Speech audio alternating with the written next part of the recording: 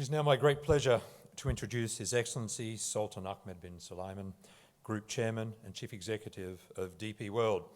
DP World is one of the globe's biggest enablers of trade. Its operations include ports, terminals, industrial parks, logistics, economic zones, maritime services and marinas in locations across 6 continents.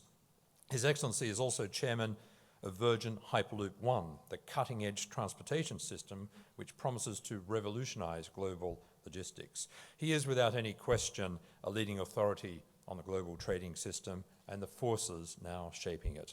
We are honoured that he has agreed to join us today. Ladies and gentlemen, please welcome to the stage His Excellency Sultan Bin Sulayem, Group Chairman, Chief Executive of DP World.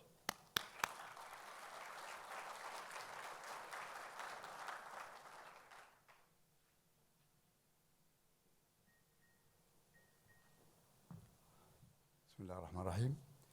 Ladies and gentlemen, it's my pleasure to be with you here today.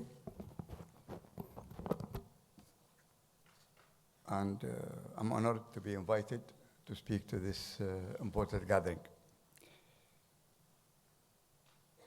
We talk about trade, and I think trade is in news today more than ever. Let's talk about trade wars. Everybody talks about it, everybody is concerned about it, but I think one thing for sure, trade will continue. These things we all will listen to, we always hear about it, and it is a very interesting thing for the media to talk about trade wars. And unfortunately, in reality, it's not affecting, but psychologically it's affecting financial institutions. They're concerned. It's basically making life a bit difficult as far as forecasting what's going to happen, especially in the financial side. In real side, business is moving. And I always say, you know, when today popularism and many of these leaders talk about protectionism and all that, but in reality, I think we have to admit that trade is not fair. And I always say this, when you hear Trump talking about trade with China and trade with the world, one thing about Trump, look at what he does, not what he says. He threatened Mexico, but it was signed. He threatened Canada. We had amazing investment and big investment in Canada, and our actually financial institutions were concerned with all the investment we have in Canada, and we are expanding. What would happen if they don't get a trade deal? But they did, and Europe did. Now when you talk about China, China is a giant. China is a big trading partner of the United States, big investor in the United States. China is a big market for US companies. But let's be fair. When Trump talks about free trade, he really likes fair trade. And United States, whether Trump or anybody else, doesn't believe that free trade treats America fairly. While America is a big market everyone can sell to, other markets are not as open. And that's what I think is the problem between America and China. But one thing, they both are good negotiators. And in negotiation, you see people fighting, you see people threatening, and we believe it's going to be ending. The question is when? And that's a big question. That's a $1 million question. Of course, another issue which is also clouding business world is the Brexit. What's going to happen? Will they have one? Will they not have one? It is not a matter of Europe. It's a matter of UK, really. And the indecisiveness is annoying the business, basically. Businessmen, we are able to run our business very efficiently, regardless of what we are facing. So if we know they're going to be Brexit, we know. We can deal with it. If we know they're not going to be Brexit, we know what to do. And if we know they're going to be with a bad deal, we also are able to do something. But the problem when they don't decide, that affects the banks, which basically become more nervous. And the banks in the business always to protect their asset, to protect the saving of their customers, and they will always take a precaution and will be very concerned. But disregarding that, in my opinion, we have 80 terminals around the world, and we see growth in various parts of the world. Trade, people will always trade, people will always do business, and life will go on. Now, when you look at the last 50 years, and I'm talking about Dubai, global trade for Dubai was only 22% of our business 50 years ago. Now it's about 60% of our business in Dubai. So Dubai lived by becoming global city. Dubai lived by trading and engaging with everybody. And Dubai lived by reducing obstacles to do business, reducing red tape, because of one thing. We have nothing else to do. Trade is always the business that people did and lived with. This is a place where we don't have oil, we don't have agriculture, we don't have any means of survival. We only had trade. And so naturally, you see that a lot of investment when UAE was established in the early 70s was into ports, infrastructure. And Dubai has gone in phases. So I will characterize the 70s as the year of infrastructure. Everything was under construction. But look, the main thing Dubai was interested is to improve its ports. And so Port Rashid, then immediately Dubai realized it's too small. They went into Jebel Ali, and Jebel Ali was big and bigger, and government invested in $2.5 billion in 1976 to build Jebel Ali. And Sheikh Rashid didn't stop there. I remember I heard he was telling people, you know, people don't care how much you invested in this. Why would people invest in Dubai, in Jebel Ali Industrial Park? Why would they go? Just because we put $2.5 billion, which is all borrowed.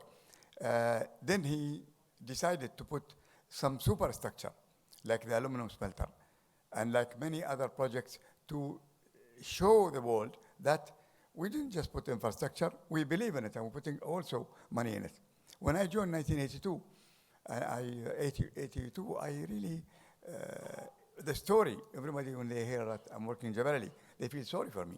They said, oh, it's too far from Dubai and it's failing, because every newspaper said it's a white elephant. It's never going to work. At that time, even I believed in it, because I said $2.5 billion, when are they going to get their money back? Well, today, our EBITDA is $2.8 billion for the ports, which started from Jebel Ali, something I never believed one day we'll do that. I never believed I'll see in my life that we expand Jebel Ali.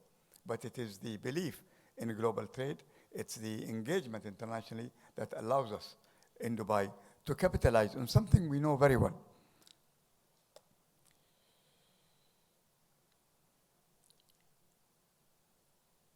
Global trade moved from 17 trillion to 77 trillion. The world moved from 1 million containers to 182 million containers. When containers was invented in the early 70s, maybe 10% of the ports were believing they're going to have a facility for containers. Dubai decided to have a container terminal.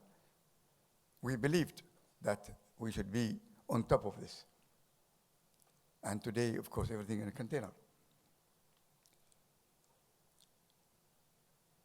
Today is the age of the mind, the age of the knowledge.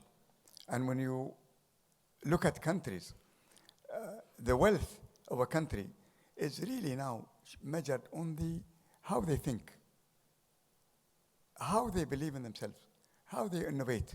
Innovation, basically, necessity is the mother of invention. People invented many things because they have no choice. In Dubai, we worked so hard to develop ourselves. Everything in Dubai is about innovation. We look at Dubai. Why do we have these tall buildings? Because we have no land. We cannot expand. Where do we go? If Dubai actually went horizontally, it will be impossible to develop the infrastructure to connect that. We'll not have any desert. And so we had no choice. We have to go vertical. We have to find innovative ways. And when you look today at Apple, it's a classic example of innovation. This smartphone today, in fact, they're revolutionized, and still What Apple has? They don't have mines, they don't have natural resources. It's an idea. And today, people make a lot of wealth from ideas. This is the information age. Information is power. And we have so much information. In fact, the data we collect in 48 hours is what we gather throughout the history. I remember our computer department have a few megabytes. That was the computer department of Jabal Ali in the early 80s. And today, that's nothing. Your phone has more than that. So how do you use information? Produce knowledge and then produce action.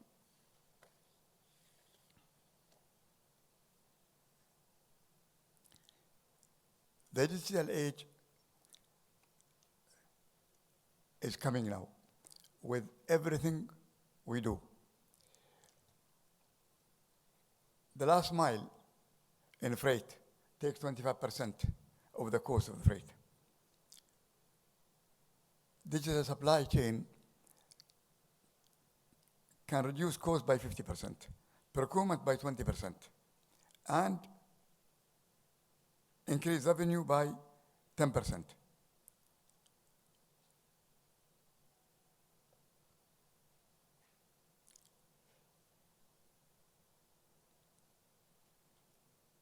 And digital technology could add 34% of a growth of a trade for the next 15 years, cutting costs.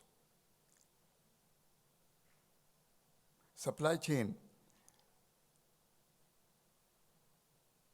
and blockchain could probably store up to 10% of the global GDP.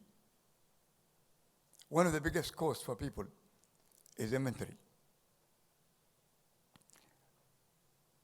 There are many costs associated with the supply chain. And when you look at these costs in the freight business, you realize that the real cost of shipping a container is hardly 30%, between 20 and 30%. That, if you look at getting a box from Korea, from the factory, putting it in a rail or a truck, putting it in the port with the port charges, putting it in a ship, the freight charges, taking it all the way to UK, and then from there, the port handling charge and the truck or rail. When you put all that, it's only 20 to 30%. The rest is all paperwork. The rest is inefficiency in the supply chain. And this will be disrupted digitally, whether we want or not.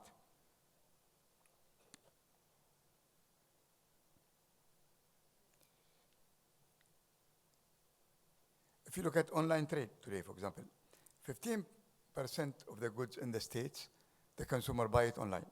In Indonesia, about 35%.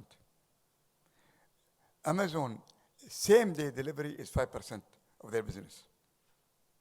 This is very interesting. We looked at our business in DP World around the world, and we talked to our customers to find out what is the most important for the customers. And we thought, by cutting our costs here and there, we will be better with them. And we were surprised that the number one was time, how soon they get it. That is very important for companies, more than the cost of handling, because the cost of delay, they cannot account for. The cost of availability is important. And that's why some companies keep a lot of inventory. One of the companies we were meeting with during our business trips, they are keeping an inventory of 104 days. That's 2 years. And that's a huge cost. And we said, why? They said, because we cannot afford not to have this available. It's very interesting.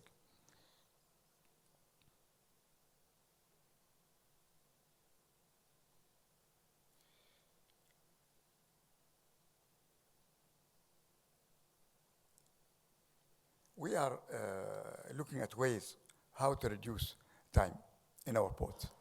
And we have many innovations, some hard and some soft. And the hard is to do with building the ports, how do you build it more efficiently? How do you use technology to allow us to consolidate the cargo in one area and yet be able to handle cargo faster? So we have an innovation which I don't want to talk about, but we'll announce it, which will really revolutionize the way we build boats around the world. We also working on the digital side with the blockchain development. We have our people developing a very interesting system ourselves that will suit the customer, and eventually the customer should be in the driver's seat. The trader will find out which costs associated with his goods, and they'll be able to decide and control the cost. Another development is Hyperloop, which we invested in. We are the largest shareholder in the company, and this is a revolution in the transportation. We looked at it the first time and we didn't understand it, but what caught my attention that they were talking about connecting cities, and I didn't see any ports in between. And I said, well, what happened with the ports? And when we met with them in Los Angeles, I came as a tourist. I said, how does this come from a city? They said, no need to be in a port. This loop will connect people with cargo. They can put it anywhere along the route. And that was interesting and concerning. And so we asked them to do a study for us on a short distance, just to understand the system. And as with any startup, they ran out of money, so as soon as we started working with them, they started asking whether we want to invest. And the more we know about the project, the more we started to get interested. It's a very interesting project. In India, we should have the first one, which will cut a time that takes from Mumbai to Pune in 4 hours. It will make it into between 20 and 25 minutes. And basically, it will help 150 million people a year on that route. Now, that is the first one. And of course, once that happens, that's a proof of concept will happen soon. And once that happens, of course, we know that many places, they want that. The ability, of course, of the Hyperloop will reduce the finished goods inventory by 25%. Inventory is a big issue for people. So basically, with the Hyperloop technology, in our calculation, you will be able to move cargo at the speed of an airplane at the cost of a truck. So Hyperloop will be just like an airplane. It's not going to, I've seen earlier pictures of Hyperloop where they have a container. It's not going to happen. You're not going to have a container in the loop. It's too heavy. It's too expensive. It has to be, that's what our input to Hyperloop, that we should forget about a container and a loop. That's impossible. That's not impossible. It is too expensive to levitate because it's going to be levitation. Levitating to 50 tons is a lot of power. And they have to do just like the airplanes, an air container. And so cargo is going to go in the loop as part of the trip anyway. So you have passengers, they'll carry cargo, just like an airplane. Airplanes today, cargo is important for them, but they're not only carrying cargo, they're carrying passengers. Now, trade is shifting to Asia. Asia is a region that features 65% of the population, 75% of the energy resources, and 40% of GDP. There are two major players in Asia with population. One is in India and one is China. We look at China, it is 100, just to compare, both countries have almost similar population. China trade is 100 million containers a year. India trade is 10 million containers a year. So you can see that we invest a lot in India because we know there's going to be growth, a lot of growth in India. And we are well situated and well placed in interesting location in India to be part of the development in India. That's why we invested in logistics and many investments in transportation in India, because one of the problems of a place like India is the congestion in the road. As DP World, we are able to handle cargo very fast in any port. So whether it is in Nava Shiva or Chennai or Mundra or Vaisak Pantam, the handling of the charge is the same. It takes the same time. But when you get out of the gate, it's a different matter in India. Trucks could stop in one road and on one traffic light, in one place for hours, could be 10 hours, increasing pollution, costing people a lot of money. And so we invested in rails, we invested in logistic parks around India to be able to reach the customer. So our business even have been transformed from just inside the port to really be involved from the time the container leaves or the cargo leaves the factory until it reaches its customer door in another country. We all hear about Uber or One Belt, One Road. And China have been investing a lot in this initiative. The idea really is to have a very efficient way of moving cargo out of China to the world. And so the main aspect of this is how do we make the transportation efficient? And so China has 3 belts by sea and 3 belts by road. The belt by sea is China to Asia Pacific, which is to Australia and New Zealand, Asia, Southeast China, or to Vietnam, again to Indonesia, and to maybe Myanmar, Korea, and Japan, and then Asia to Europe, that is through the Suez Canal into the Mediterranean. And these are the 3 main belts. And the 3 main belts for road is China rails to Russian rail to Europe, China rail to Kazakhstan, and then Uzbekistan, and then Turkmenistan and Iran rail to the Gulf and India, or by sea to Baku in the Caspian Sea, and then to the Black Sea. And then the 3rd one is through Pakistan to Afghanistan to Arabian Sea. But that, in our opinion, when we did a study on it, it's mainly for raw materials available in, minerals and mining in Afghanistan. Afghanistan has the largest lithium mine in the world and the purest, and lithium is in all the smartphone and the satellites and all that. And of course, iron ore and coal. These are very difficult to reach, and China is reaching them through Pakistan rail into Afghanistan, and of course, they are into the Arabian Sea. But the problem the world facing, especially on the road belts from China, is the need to improve the digital solutions. Every country have their own system, different gauges. So they need to do a lot of work on the customs. Customs in these countries have to decide that for this to work, they need to have similar paperwork or no paperwork, because it passes through many countries. And that's an issue that we keep discussing when we meet heads of state in Kazakhstan and in Russia and many countries, and in China even.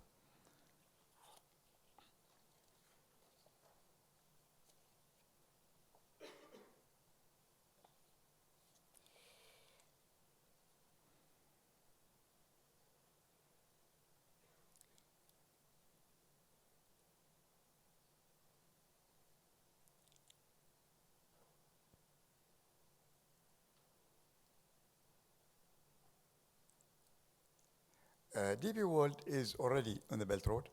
We are on many parts of the Belt Road, and we are working even with many Chinese companies who are big in logistics to utilize Jebel Ali as a point on the Belt Road where they see a lot of synergies and they see facilities that are available that could connect them to the world. We believe that there should be more and more connection between Central Asia and Africa. Today, you see the roads around the world that are moving, but if we try to move cargo from Central Asia to Africa, it's difficult. And Africa is a country which has a lot of problems in infrastructure.